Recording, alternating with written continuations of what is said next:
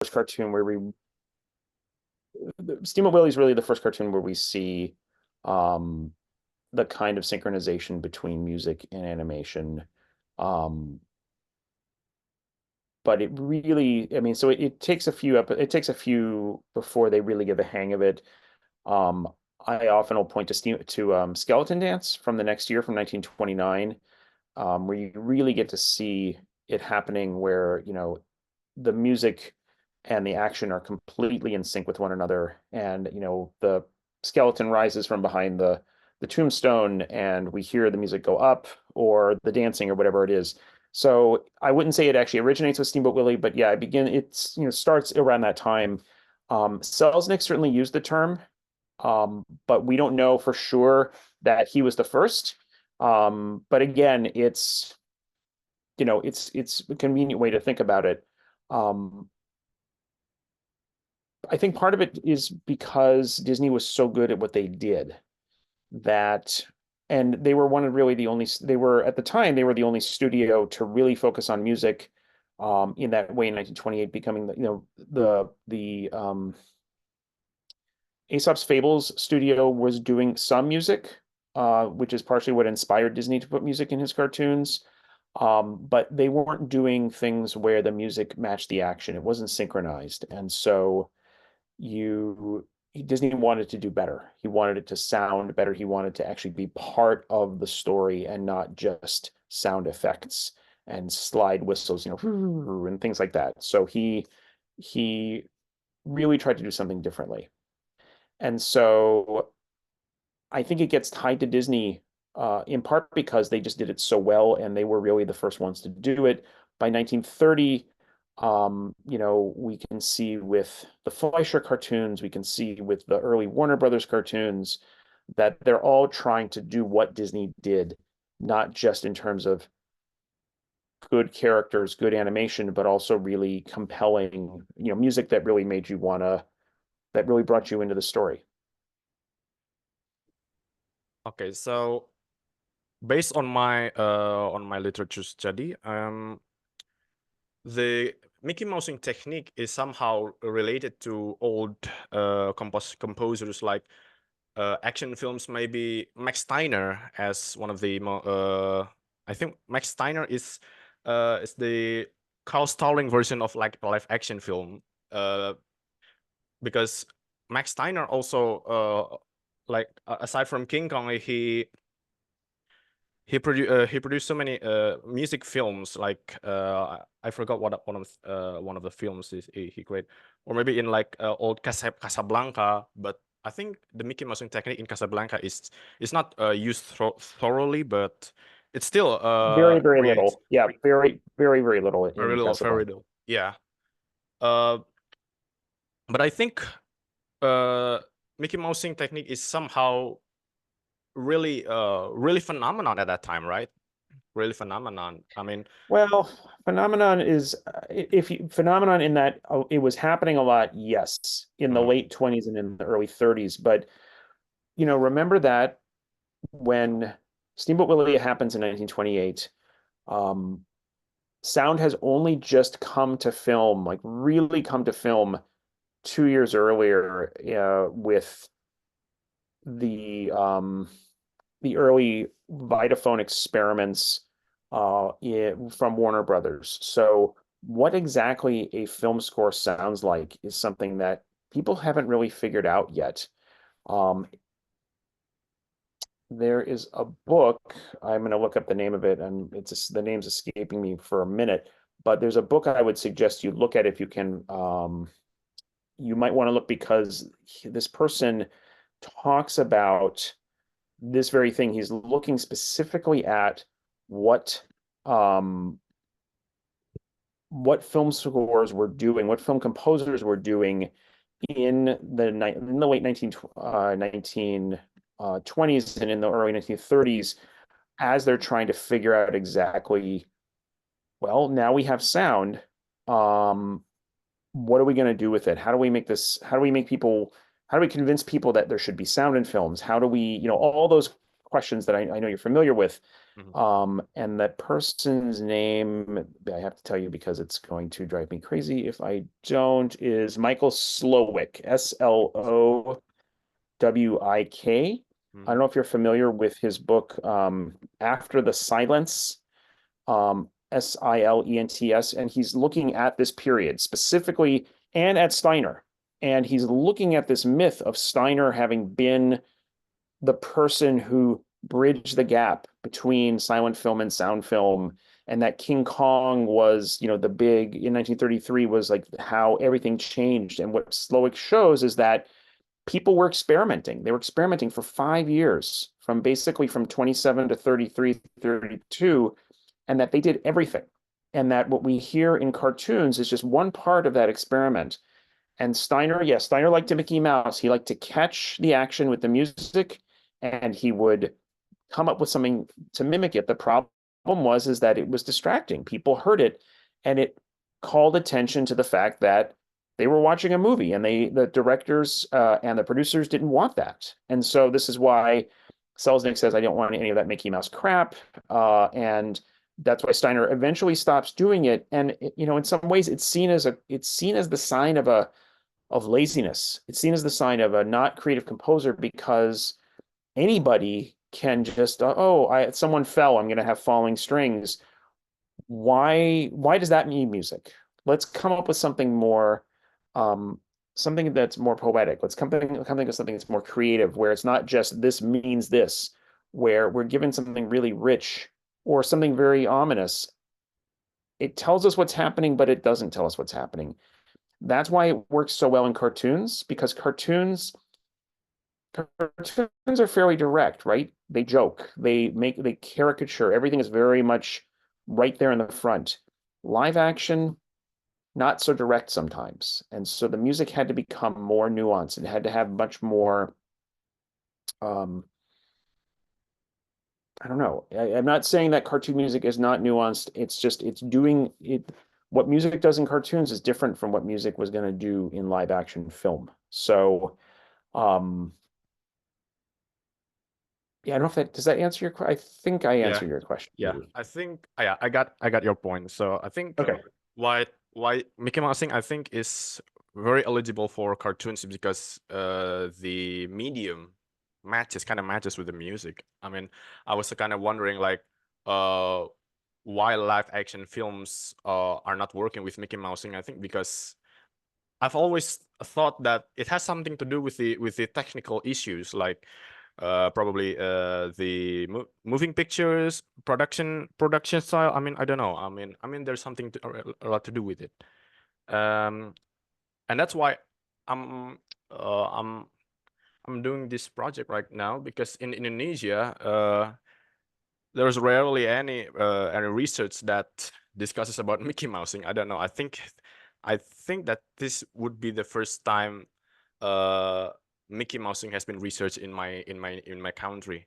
Even my lecturers doesn't even know what's Mickey Mousing. Like when I ask them, have you ever watched cartoons like Tom and Jerry, Looney Tunes? Oh yes, I know those cartoons. I used to watch I used to watch them when I was a kid, but Right. they didn't realize technical art the technical artwork of the cartoon is the essence, the music essence. The music is very holds an important role in the cartoon. So that's Mickey Mousing. Oh yeah, this is kind of interesting.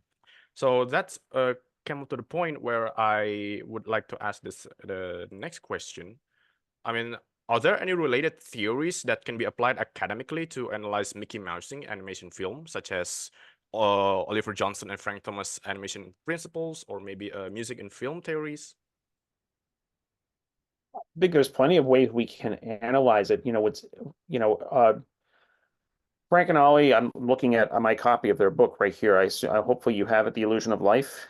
Yes, I do have. Yeah, yeah. So, and the way that they talk about how they, meaning the animators at Disney, thought about how they were creating characters, that really revolutionized and explains why Disney animation became so dominant, because they thought about their characters from every possible level. They weren't stereotypes. They weren't one-sided. They were like real people. Even the animal, even if it was just an animal, they still gave them personalities. And how do you express personality through drawings, through painting, and through music and dialogue and effects? So you can absolutely do that. The thing is that I'm sorry, that the Disney features at least didn't really go, got away from a lot of Mickey Mousing certainly by the time the features come in with Snow White and beyond.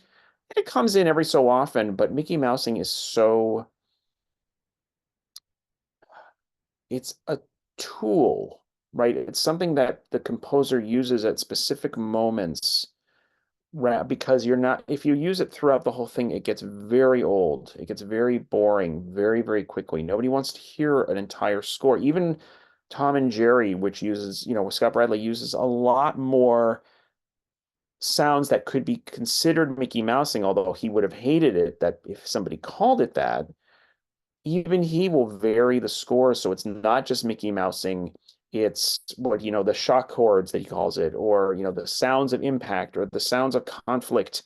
Um, and then he'll play a song, right? Because if there's some kind of, Jerry's tricking Tom, then they'll play some kind of song, or they're dancing, or they're listening to the radio. And so it always gets mixed up a bit and um, isn't just that one sound.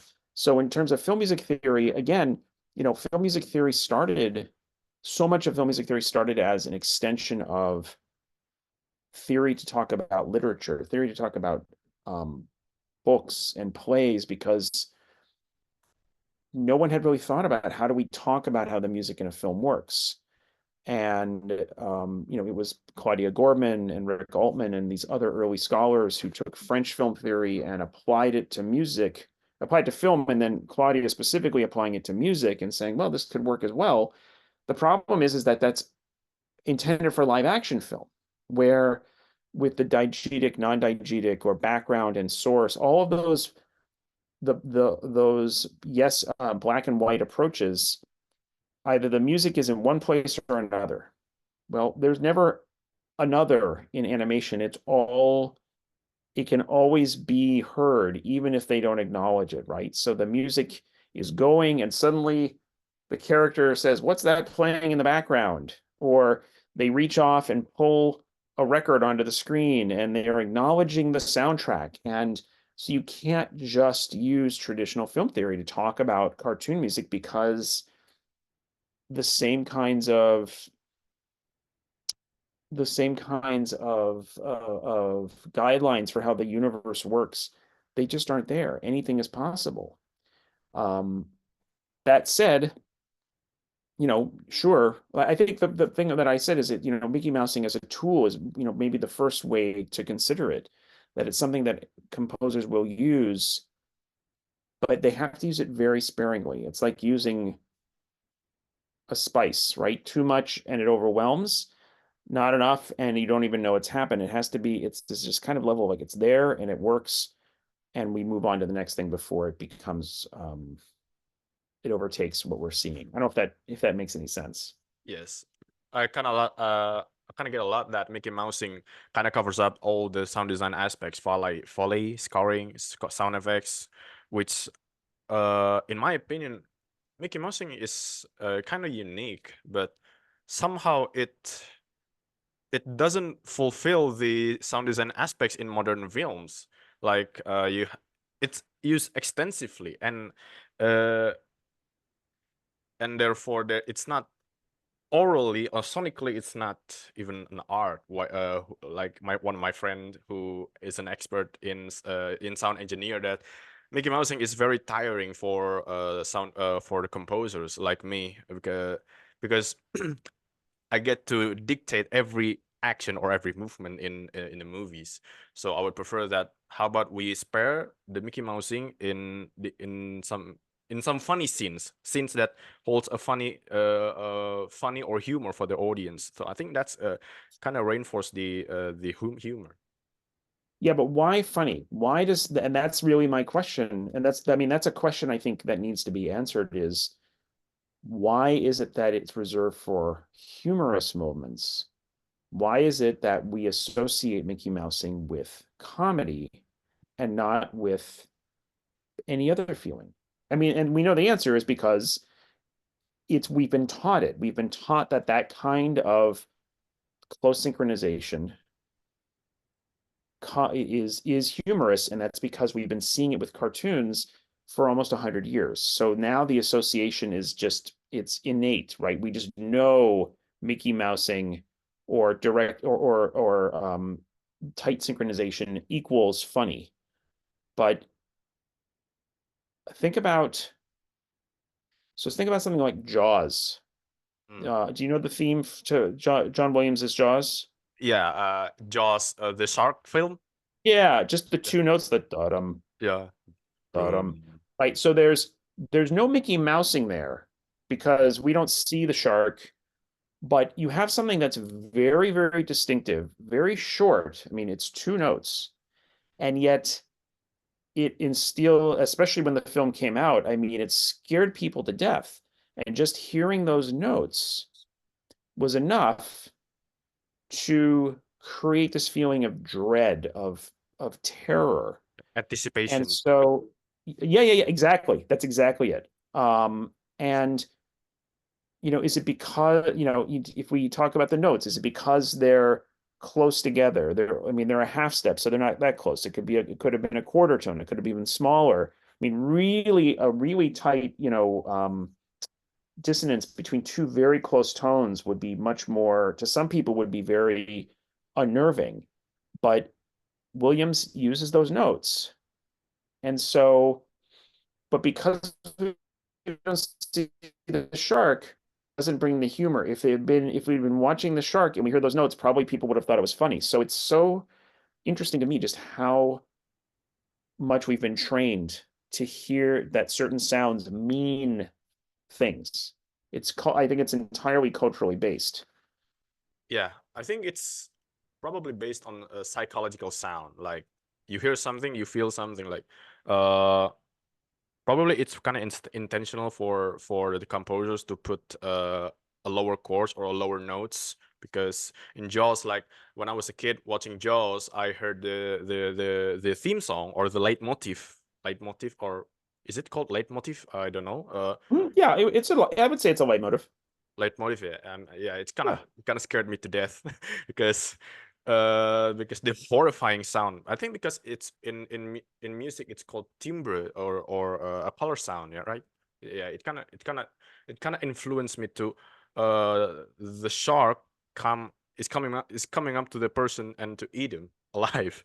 And I think Right. my sound, I think it might be related to psychology of the sound, right?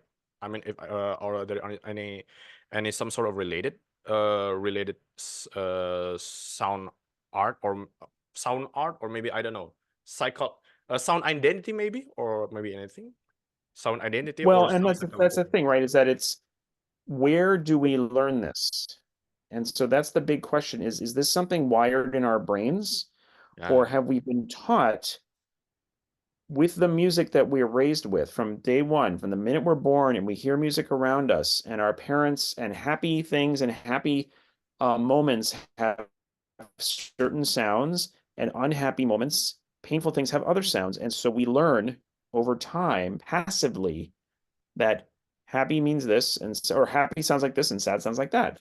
And then we start watching TV, we watch movies, we watch videos, and that all gets even more confirmed. So it's a question is, are there particular sound groups of sounds that in our ear, in the human ear, with the parts of the ear, the actual anatomy, that certain things feel good, right? Like drinking milk is yes, comforting to some people, and because it releases chemicals, it releases endorphins, and so it makes you feel good. Or chocolate. Are there sounds that have that same effect where it lines up the parts of the inner ear and suddenly you think, oh, I like that sound? that's a whole other level of investigation that I'm not working on. I don't know that you're working on, but that's Yes. who knows? Kind of Who like a knows? sensation, like sensation of Yes, yeah, yeah, listen, yeah, yeah, yeah. sensation in hearing any audio. Like, oh, I like that sound because, oh, it's because of this. It's because the color of music is beautiful, or maybe in like Yeah, in exactly. music. That and that's where I will move to the next question, number third. And man, in animation films like Chris Freleng and Carl Starlings, both are great creative people in the Warner Bros. Warner Bros. I mean, I'm kind of curious, like, what are the key elements that animators and composers should consider in applying Mickey Mousing techniques in sound design for animation, like preparing for the animation drawing, or maybe the music composing, or something else, sir. Yeah, I think, you know, it really depends on the project they're working on. Um, you know, okay, so Freeling and Stalling and Chuck Jones and McKimson and Clampett and all those guys, or Hanna-Barbera, those is all, it's almost 100 years ago now that they're working on this stuff. So I mean, I can talk about the process, and they're, if they're singing, right, they're gonna record the singing first.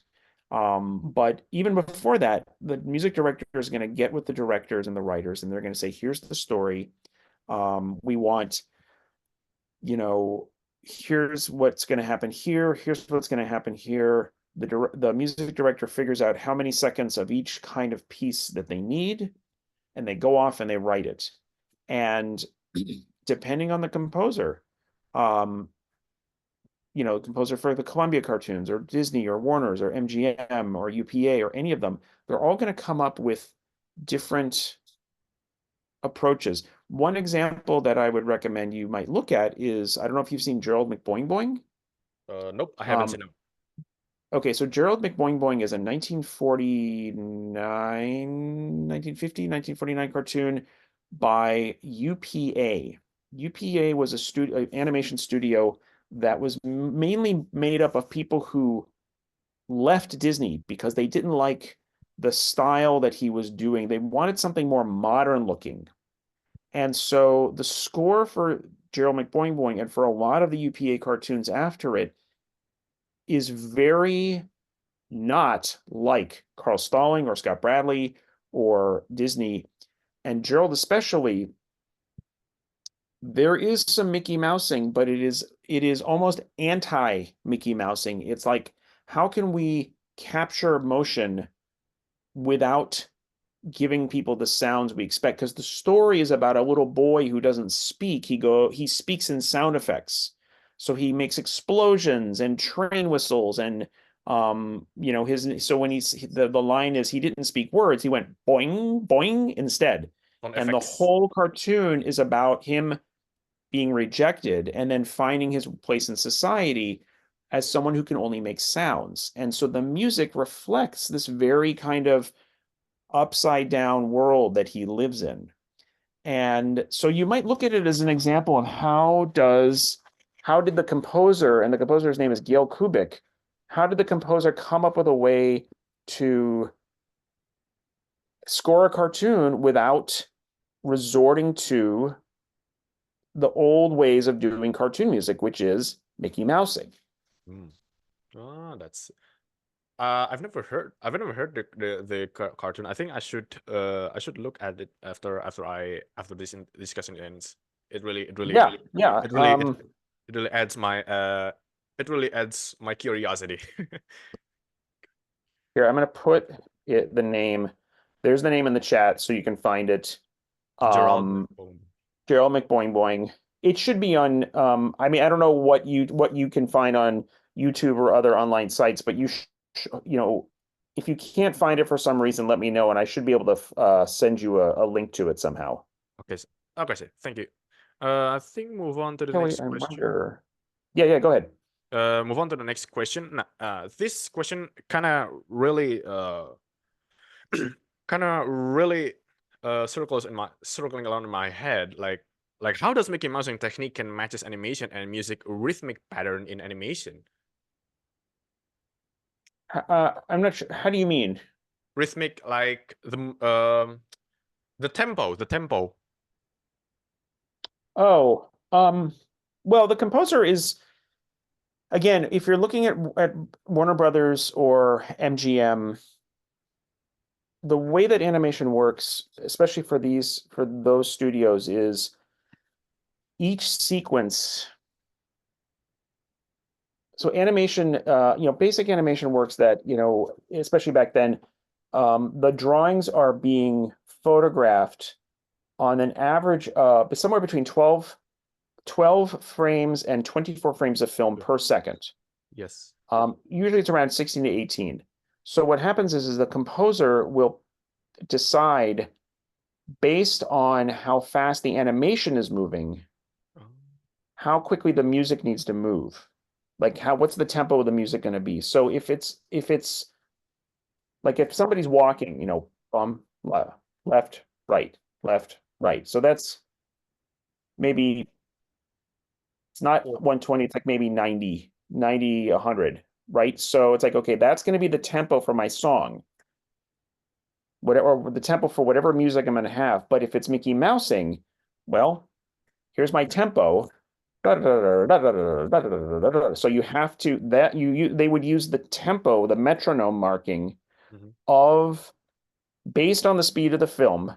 They would come up with a speed for the music, and then that's what there becomes their structure. So whether that's how fast a song plays or that's how the pace of the Mickey Mousing, it's all based on tempo. It's all based on tempo, and that's entirely based on the speed of the animation at that moment. But of course, the speed can change in 5 seconds. And so then they have to switch. That's why the Warner cartoons, especially, are so interesting because Carl Stalling was very, very careful about making sure the music and the animation were perfectly locked together.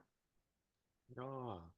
All right. Now that's kind of interesting. That's very interesting actually, because um and now I'm gonna talk about my research, my project. It's called I'm examining Mickey Mousing technique in Rhapsody Rabbit. As you may know, Rhapsody Rabbit is one of the popular episode in Merrie Melodies show. It's it's somehow it's a develop. I'd say that it's a development version of Rhapsody in Rivets. Rhapsody in It Rivets. is. It is the development of Rhapsody in Rivets. And allow me to share screen, sir.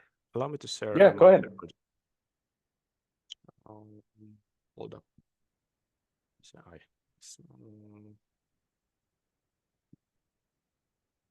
Oh, sorry. Can you see my my paper? Yeah, yeah.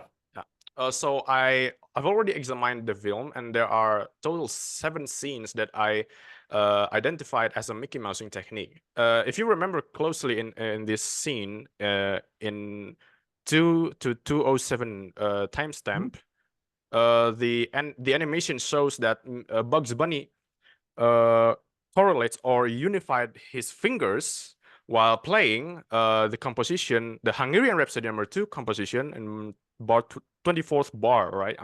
This is a melodic scale, if I'm not mistaken. So, in your point of view, how does Mickey Mousing technique is applied in this scene? Well, it's a little different for Rhapsody Rabbit and for Cat Concerto, which Mhm. is its close relation. Um, Yes. in that, Mickey Mousing, you've got music that is mimicking action. Mhm. But here, the music already exists, right? Yes. So Yes. they are trying to capture somehow the music, in this case, the Hungarian Rhapsody. Yes. And nothing about, or should I say, everything about, excuse me, this cartoon um and Cat Concerto, they're making fun of concert pianists. They're making fun of classical music and all of its we're so great and you're so lowly. You know, it's like it's all about performance and the kinds of you know, the famous people that would do these performances. And so showing the fingers, that kind of a gag, that kind of a joke is, you know, what kind of crazy things can we do to a Paderewski or another famous pianist of the time? Well, you know, what happened if his fingers get tangled up? And so they do this. So they're, you know, I think a lot of these scenes are the writers and the directors sitting around and thinking of different ways that they can, you know, mess with, break down, stop the performance. What kind of jokes can we make about pianos, pianists? What in the music itself sounds funny? What does that sound like? You know, where he picks up the keys, the drum, drum, drum, drum, drum. It's like, oh, it sounds like he's just picking up bunches of keys and then laying them back down. And that's exactly what he does. Um, or, you know, whatever that looks like. So they're trying to imagine what does the music look like, and then they have to animate to it. Ah. So the music is already existed, right? So the animation should follow the music and It probably, does, although it's not the entire score, right? They're not yeah, playing the whole Liszt Hungarian Rhapsody from end to end. yes, They edited to where what they, for whatever reason, and we don't know why, but they edited it so that it worked for what they were doing. yes. And then move on to the second scene. I looked at this is the scene where Mhm. the Bugs Bunny slips back and forth while playing the composition bar 51 to 56. I believe that the Mickey Mousing technique somehow kind of correlates with the staccato dynamics. Staccato kind of depicts where Bugs Bunny tiptoeing, like depicting Bugs Bunny walk is super. It's not fast, but I mean it's normal. But actually, it's kind of like music accentuation. Music accentuates the character movement. Based on your point of view, does dynamic also plays role in creating the Mickey Mousing technique? Hmm. I mean, I don't see why not. I think it could certainly be. Um, I'm looking. Can you make your? Oh yeah, I'm sorry. Oh, wait. I can do it. Yeah, no, I got it. Oh, okay. Oh, I see. Oh, wow. The images you've pulled out are real. Yeah. That's fine. That's great. Um, Let me think Oh about yeah. that for a second. What can Yes, Mr. Goldmark, for your information. So before I analyze the every scenes in the Rhapsody Rabbit, I imported the film into Adobe Animate application and I redraw it using a rotoscope technique. So after that, I okay. converted every frame by frame and imported every frame by frame, and I make a like some sort of timestamp, and I marked where the frame that uh, correlates or matches with the music composition. So I figured out that oh, it has something to do with the dynamic staccato. Oh, probably it's kind of like accentuation music. So that's my my analysis. So That's great. Yeah, I mean, I don't think I've ever thought about staccato's role, but I don't see why I think it could absolutely be an important part of it. okay, so yeah, I think that's the second point. I mean, there is some yeah because and oh yeah, I would like to ask again, like, does Mickey Mousing technique always follows the rhythm of the composition? Like, for example, like in Disney's Fantasia, uh, it kind of follows the beat of the songs. Like probably the composers mark the beat on his dope sheet, so it doesn't kind of follow the rhythm of the music. It it can it work like that way, sir? Say the question one more time. I'm sorry. Um, That's okay. I'm nervous. Sorry. No, you're fine. I just want to hear. I just say it one more time. Sorry, yeah. Can Mickey Mousing be used on the other way around, like following the beats, not following the rhythm, but following the beats of the music in certain of animation.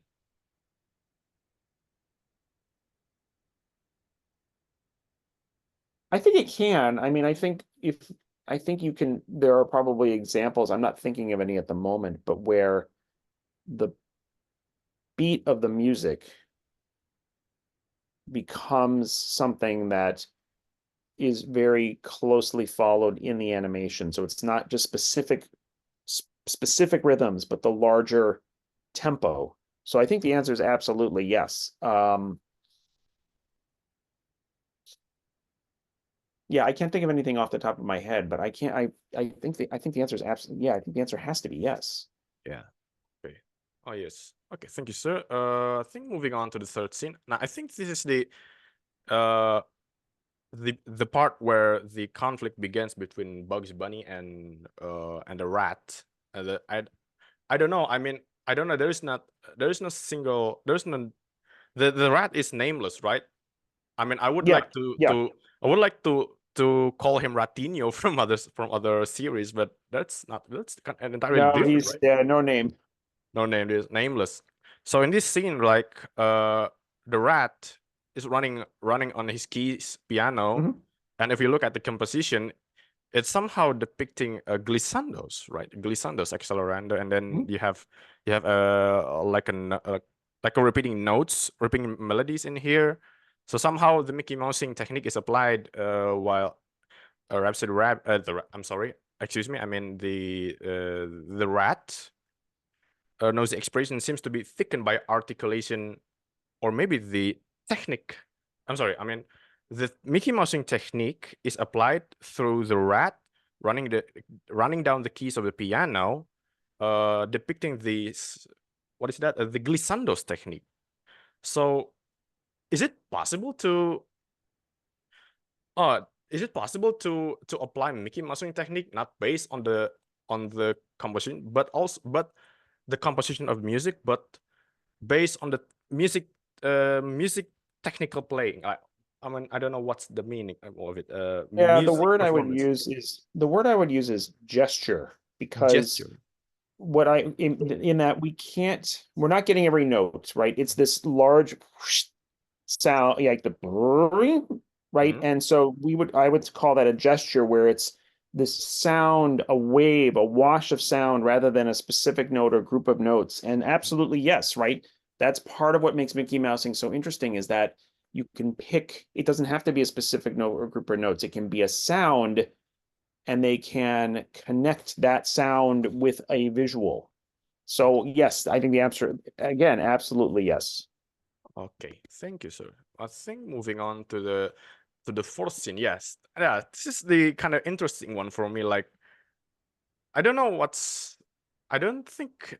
I don't think it's Mickey Mousing, but somehow the piano is kind of satirized as an old machine, and then Bugs Bunny here like performs similarly to the Cat Concerto, where he extends his part of his body to play a higher note, right?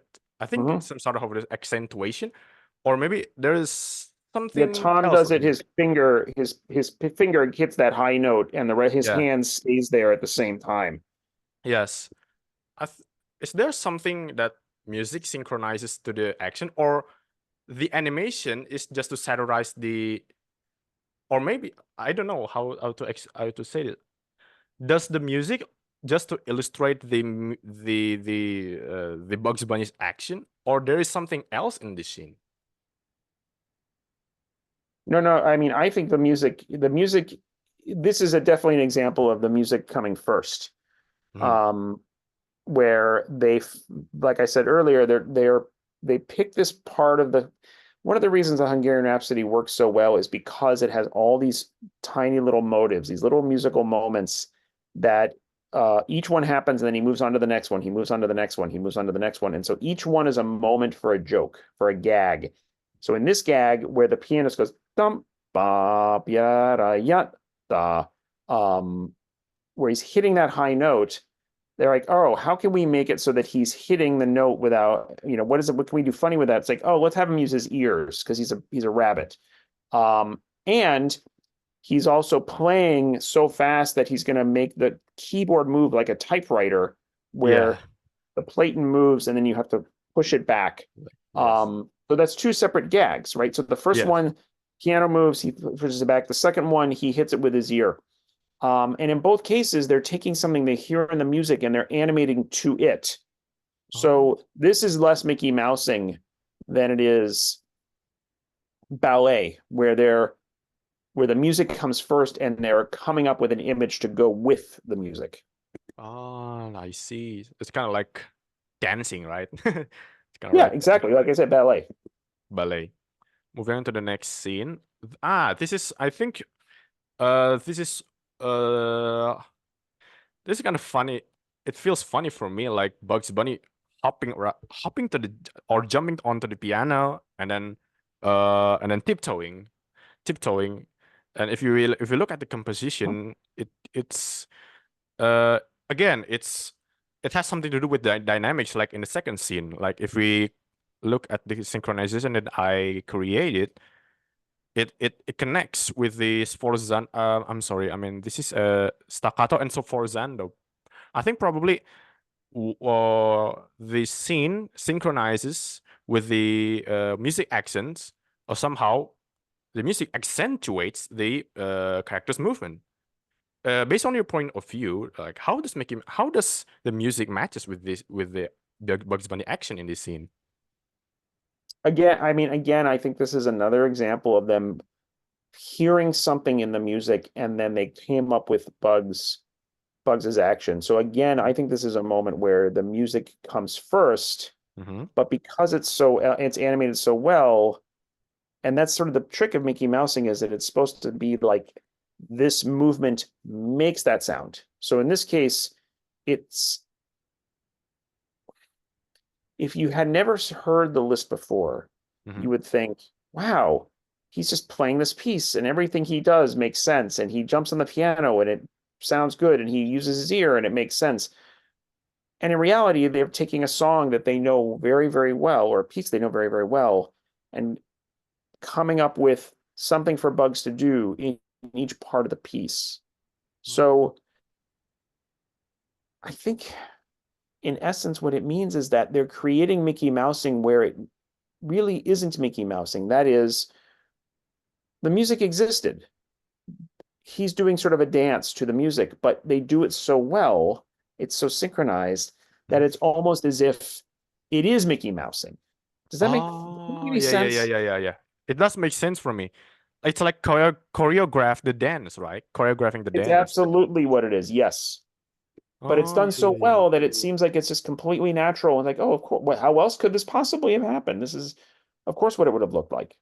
Oh, yeah. Now I understand. Yeah, it's kind of.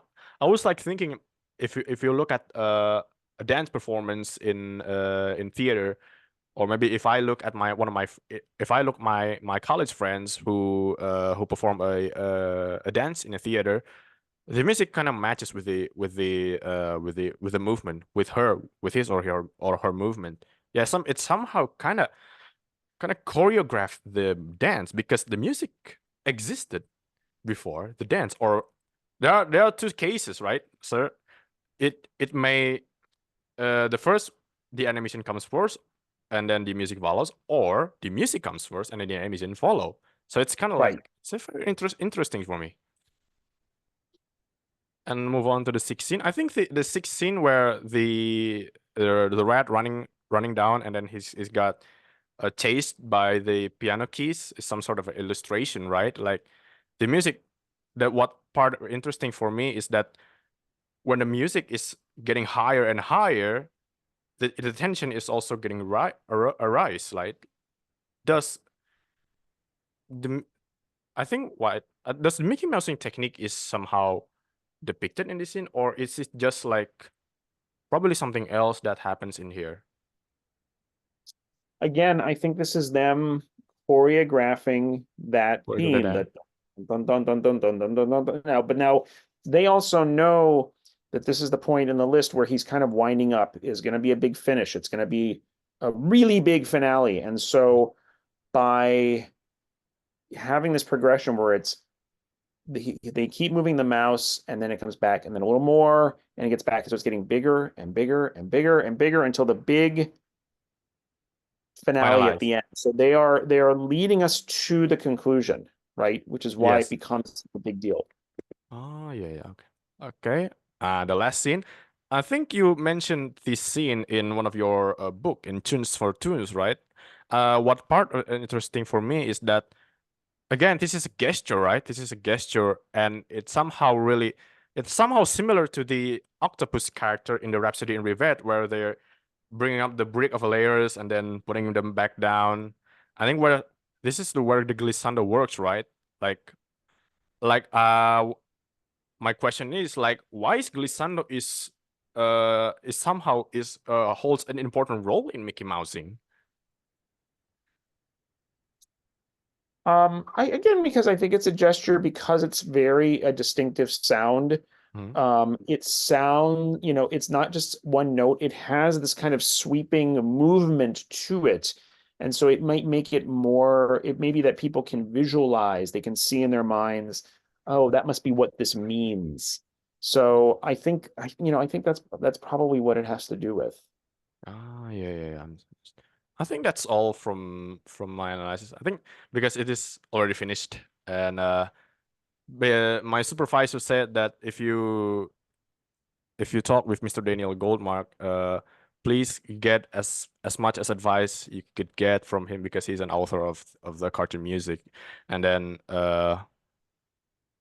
yeah, and then like please show of this data and what is the base point of what uh what would he like to say based on my analysis. I think I would like to conclude that the music kind of choreographed the character's movement, right? It's kind of like dancing over around Mhm. Yeah. like is it like that, sir? Yes. Like, According- sorry, uh I think to they're like conclude dancers.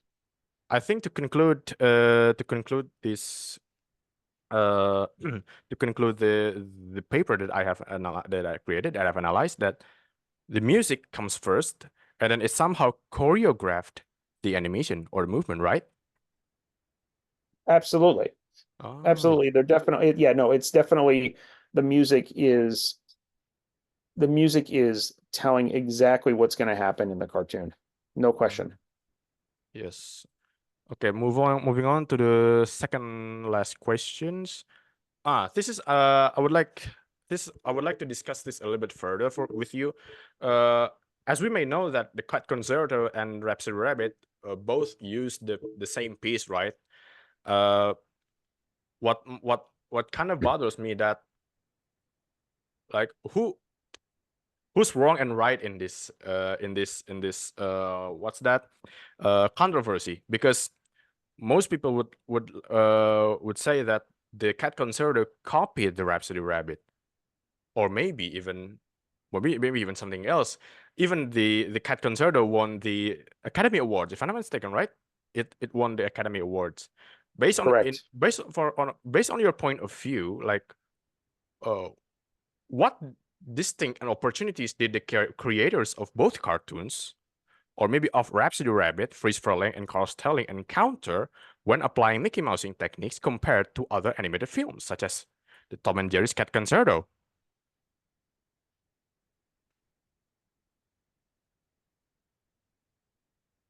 I don't know. It's an interesting thing. I think there's,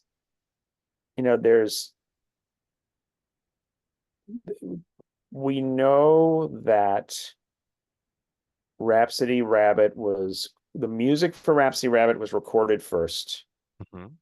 We know that the dialogue for it was recorded. Well, I guess there's no dialogue in Cat Concerto. Um, we believe that Rhapsody Rabbit was um, that it came first. But You know, It's I don't hard. know. I thought about this for a while. You Mhm. know, Cat 1, is it a better cartoon? I mean, I think they were more careful in Cat to look at what's his name? Scott, The Scott Bradley's Scott hands Bradley. Scott. Mhm. for, you know, some of the scenes so that they're actually really carefully looking at his fingers. Mhm. Does that make it better? Nah. I think there's a lot of similar jokes. I think they're both good cartoons. But also that piece of music has been showing up in cartoons since the early 30s, right? It is one of the Yeah. most recorded, and it's, you know, as a piece that is the centerpiece of gags, that is like of the classical pieces of classical music that become the basis for a cartoon or for a big sequence in cartoon. It's been done more than anything else. Mhm. And Mhm. so it's fun. And I don't, you know, who did it first? I'm gonna I don't know if you know, this is a long article about this. Oh, thank you. It's very interesting. There's a lot of good information here. So you should take a look at it just if you're curious. Mhm. Um, does it answer the question as which is better or comes first? No, but you know, it doesn't matter. Yes. The last question from me is that, as we may know, that Mickey Mousing technique is in modern film started to get buried. I don't know, buried, or it's not used anymore. Rarely used, actually rarely used. I remember the first uh like in a Baby Driver, I forgot the main actor name, used Mickey Mousing technique. Ansel Elgort, yes. Yes, Ansel Elgort. Yes, Ansel Elgort. Mickey Mousing technique is based in that film, based on beats. Like Yes. when you're hits the Well, when a character and pulls that out, Edgar Wright is a big fan of that. yeah, when a character fires the gun and then the beats coincides with Right. the firearm. And based on our point of view, what lessons or insight can modern animators or sound designers can learn from studying Mickey Mousing techniques in the future, or can it be reconsidered in a modern cinema, or it can be maybe reused in other way, or maybe other creatively way.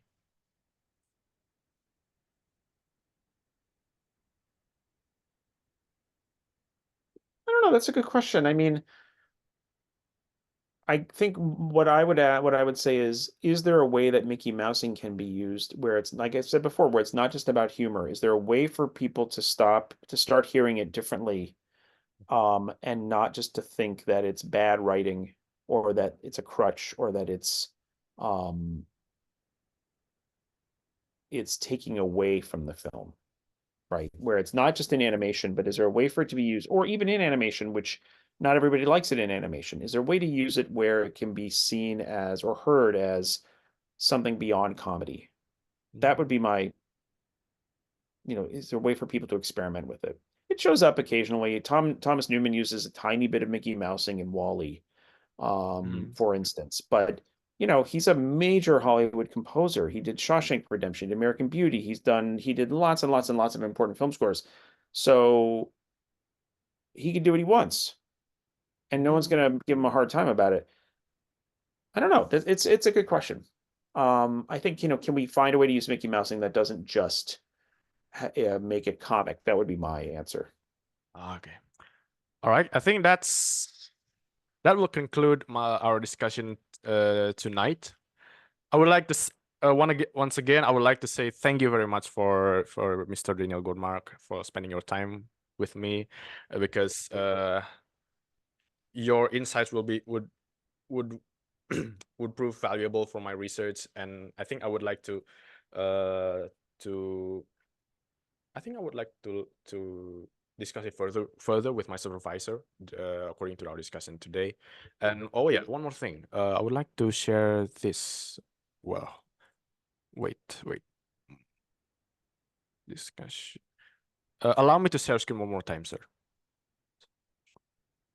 So this is a consent sheet of availability as a research informant. My supervisor said that uh, please get a signature of Mr. Daniel Goldmark as a sign of approval that he would voluntarily voluntarily participate in my in our discussion. Can you sign this letter, sir? Yeah, you just email me the page and I can email it back to you. Okay, thank you, sir. All right, I think there's not much that I could that I would like to ask for you to you again. Again, I would like to say thank you very much. Thank you a million times. There's Oh, no problem. My pleasure. It's good to meet I you. receive Great work. I received so many insights from you as team author of Tunes for Tunes, the cartoon music book, and then I also kind of I'm kind of planning to continue my study to my master program. I would like, and if you permit, do you have any recommendation in case Western that that probably that has some sort of connection with my major, or probably from the popular music studies? Yeah, I mean, it's certainly we we do have a popular music studies program, or we have people who come here to study popular music. You know, we have a collaboration that we do with the Rock and Roll Hall of Fame. Um, so there's that as a possibility. We've had people come here to study film music or animation. So yeah, it's certainly, our applications are typically due in what do they do? I think they're due in November, or beginning of December usually. So, but there are several places around where you can, if you're interested in film music, there's University of Wisconsin, there's the University of Iowa, University of Southern California, UCLA, NYU. I mean, if you're interested in coming to the States, there's a bunch of places. There's also several good places in Europe where you can pursue this, particularly in England. I'm thinking in France. So think about what it is. Yeah, I mean, get a better sense of what it is you want to do, and then send me an email, and I'd be happy to give you some suggestions. Thank you very much, sir. I think before we end the Zoom meeting, let us take a scene screenshot first. Ready? 1, 2, 3. And now with a freestyle. 1, 2, 3. All right, I think that sums up. Thank you very much, sir, for spending your time. And if there's any questions further in the future, can I contact you again? Oh, of course, yeah, happy to. Okay, thank you very much, sir. I think You got it. we'll have to end discussion. Thank you very much, sir. Goodbye. All right, I'll see you in the take care. future.